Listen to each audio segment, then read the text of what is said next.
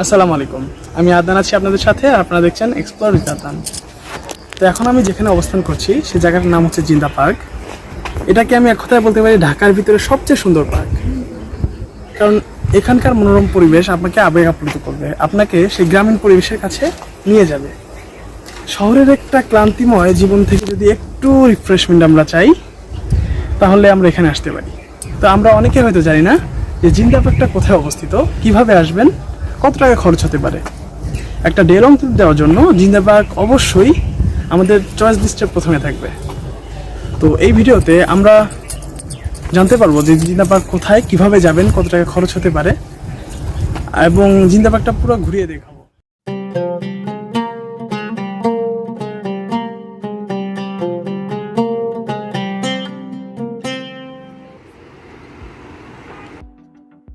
খুব সকালে আমরা চলে গিয়েছিলাম কুড়িল বিশ্ব রোডে, কারণ এখান থেকে আমাদের যাত্রা শুরু। যদি আমরা জিন্দা পার্কে যেতে চাই, তাহলে আমাদেরকে কুড়িল বিশ্ব রোড এসে রোড পার হয়ে রেল লাইন ক্রস করে পিআরটিসি কাউন্টারে যেতে হবে। সেই অনুসারে আমরাও চলে গেলাম এবং রোডটা ক্রস করে বিআরটিসি কাউন্টারে চলে আসলাম।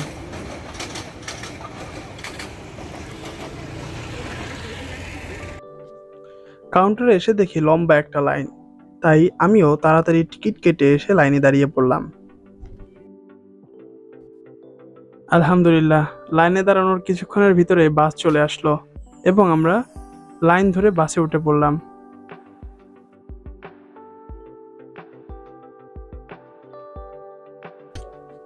ও হ্যাঁ, কুড়িল বিশ্ব রোড থেকে কাঞ্চন ব্রিজ অবধি বিআরটিসি এই বাসটির ভাড়া হচ্ছে মাত্র 40 টাকা।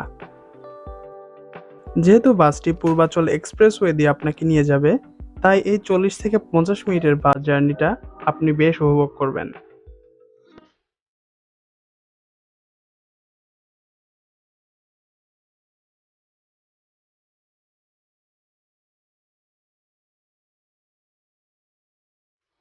এভাবেই চারপাশের পরিবেশ দেখতে দেখতে আমরা পৌঁছে গিয়েছিলাম কাঞ্চনজঙ্ঘা ব্রিজে। তারপরে আমরা বাস থেকে নেমে একটি অটোরিকশা ঠিক করলাম 180 টাকা দিয়ে। আপনারা চাইলে শেয়ার অটোতেও করেও যেতে পারেন। তখন জনপ্রতি ভাড়া পড়বে 30 টাকা। যেহেতু অটো রিজার্ভ করে নিয়েছি, সেক্ষেত্রে জিন্দা পার্কের ভেতর অবধি নিয়ে যাবে আমাদের। সেক্ষেত্রে আপনারা যদি শেয়ার্ড অটোতে করে যেতে চান, তখন আপনাদের ভাড়া পড়বে জন প্রতি 30 টাকা। কিন্তু তখন আপনাকে জিন্দা পার্কের গেটের সামনে নেমে যেতে হবে এবং বেশ কিছু দূর হেঁটে জিন্দা পার্কের মেইন গেটে আসতে হবে। একটি গুরুত্বপূর্ণ কথা, বাইরের কোনো প্রকারের খাবার তারা ভিতরে অ্যালাউ করে না। যদি নিয়ে যান, সেক্ষেত্রে জন প্রতি 25 টাকা করে বেশি দিতে হবে।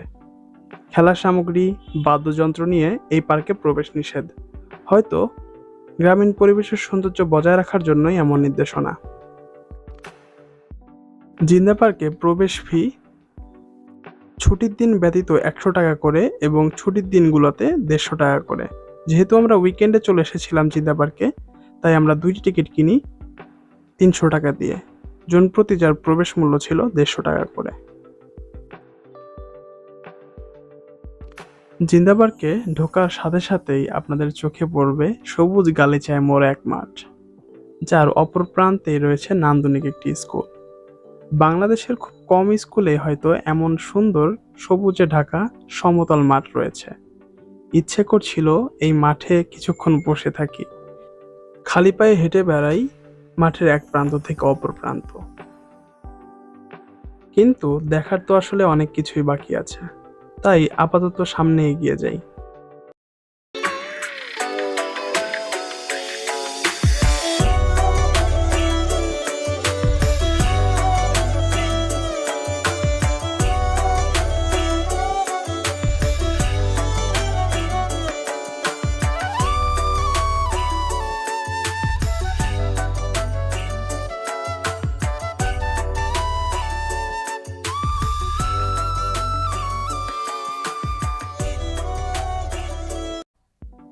স্কুলের ভেতরটা দেখলে আপনারা বেশ অবাক হয়ে যাবেন।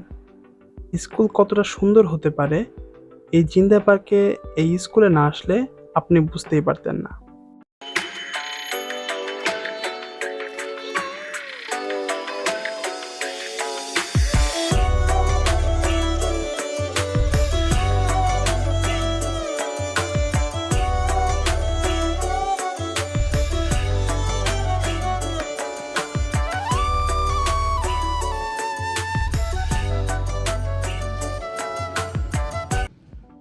স্কুলের ঠিক পাশেই রয়েছে মাটি ও টিন দিয়ে তৈরি আধুনিক কিছু ঘর।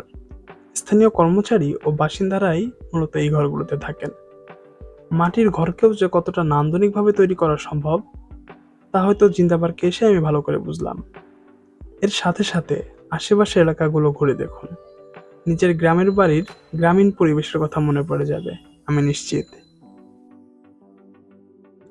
জিন্দা পার্কের মূল আকর্ষণ আমার কাছে অনেকগুলো পুকুর এবং সুন্দর করে সাজানো গোছানো কতগুলো খাল বা জলাশয়।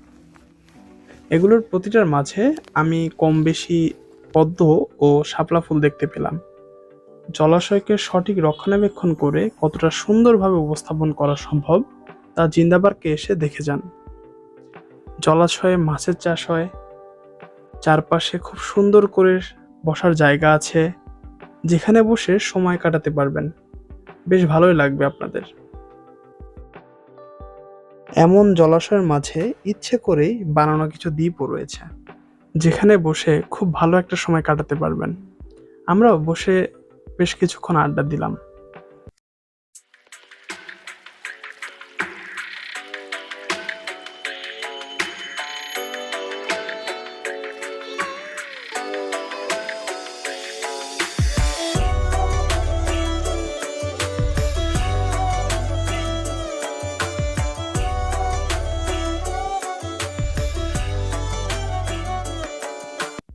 এটাই হচ্ছে সেই প্লেস, যে প্লেসটা দেখার পরে আমি মোটামুটি চিন্তা ভাবনা করে ফেলি যে আমি জিন্দা পার্কে আসবো।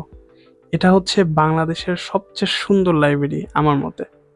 আপনারা হয়তো অনেকেই কারাগার ওয়েব সিরিজটি দেখেছেন। তো কারাগার ওয়েব সিরিজের অনেকাংশই এই লাইব্রেরির ভিতরে শুটিং করা হয়েছে। চঞ্চল চৌধুরী যখন তার বন্ধু বান্ধবকে নিয়ে গোপন মিটিং করতো, এটা হচ্ছে সেই জায়গাটা যেখানে তারা ডিসকাশন করতো এর পরবর্তী ধাপে কি করবে। লাইব্রেরিটির এন্ট্রি ছিল মাত্র 20 টাকা। আপনি চাইলেই দেখে আসতে পারেন এই সুন্দর লাইব্রেরিটির ভিতরকার পরিবেশ। লাইব্রেরিটার ছাদগুলো কাঠের তৈরি। লাইব্রেরির টপ ফ্লোরে উঠলে আপনারা জিন্দা পার্কের প্রত্যেকটা কোণাই উপর থেকে দেখতে পারবেন, যা সত্যি আপনাকে মুগ্ধ করবে।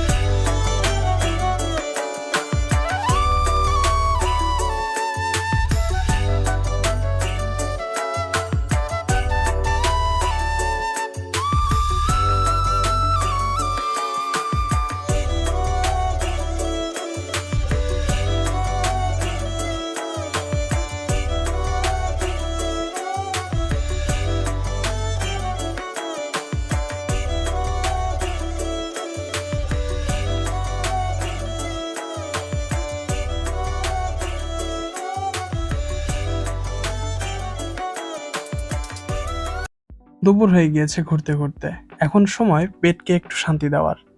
তাই চলে গেলাম জিন্দা পার্কের ভিতরে অবস্থিত একমাত্র রেস্টুরেন্টে। সাধারণত বাংলাদেশের রিসোর্টগুলোতে খাবারের গলাকাটার দাম সম্পর্কে আমরা কম বেশি জানি।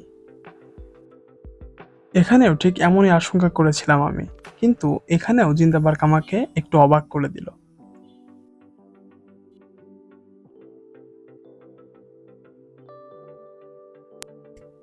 রেস্টুরেন্টের সৌন্দর্য আরো কয়েক গুণ বাড়িয়ে দেয় এই সুন্দর সুন্দর ছোট প্রাণীগুলা।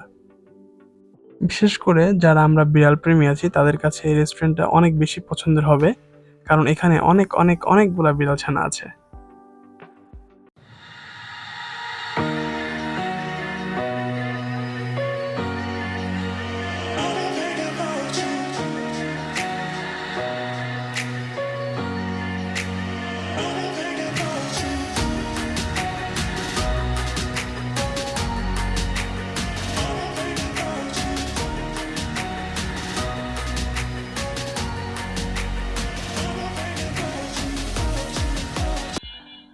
আমরা নিয়েছিলাম সেট মেনু এ ও বি, যেখানে সেট এতে ছিল ভাত, আলু ভর্তা, রোস্ট, ডাল ও সালাদ, ও সেট বিতে ছিল ভাত, আলু ভর্তা, গরুর রেজালা, ডাল ও সালাদ।